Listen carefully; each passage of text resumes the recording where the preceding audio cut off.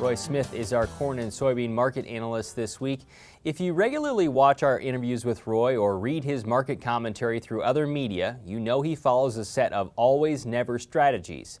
Always sell beans before the September crop report, never hold corn past early July, and never sell soybeans in February, as the highest price during the marketing year never occurs then. The highest point in the month for the May contract came on the 15th at $10.71 per bushel, but that was 12 cents lower than the best mark in January. When we talked with Roy Wednesday afternoon, we started by asking, how did the strategy work this year?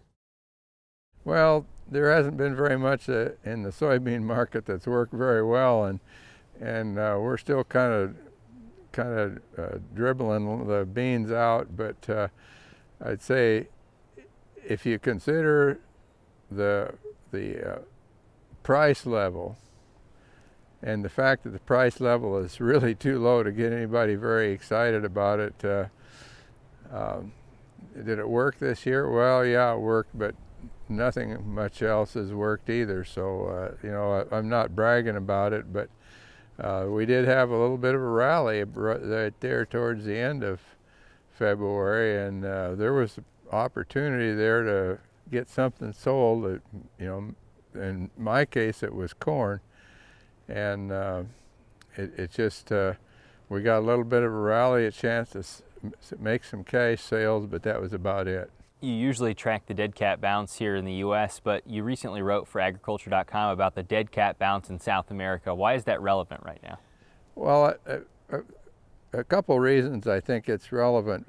One of them is that the dead cat bounce in this hemisphere comes right at the end of harvest and going into the winter storage period, and it just seems illogical that there would be a rally at that time, because we had a huge crop coming in, but year in and year out is work. Now then you switch over to the southern hemisphere, and they get into a situation where they're harvesting and the price is going up just like it does in the fall in this hemisphere.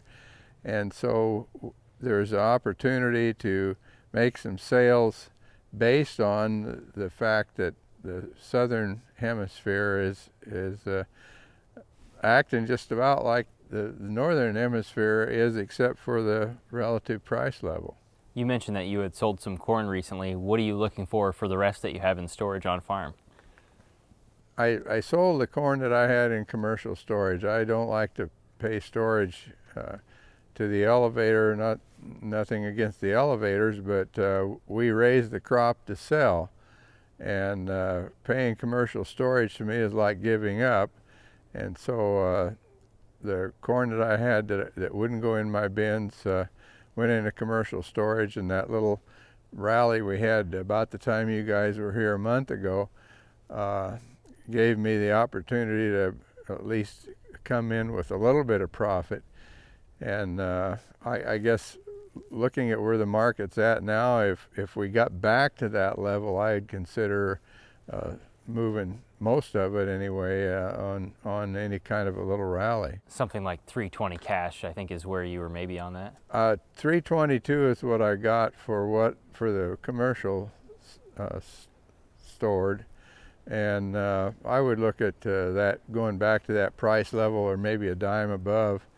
And there's always the opportunity this time of year, if you want to sell something but you don't like the price, you can always sell it, stop the storage and interest costs, and then either buy back options or futures. Most of us, by the time we get around to there, we're probably going to say heck with it and then just take the money and run. Finally, one of your always never strategies, always forward contract corn on May 1st. What's the idea behind that?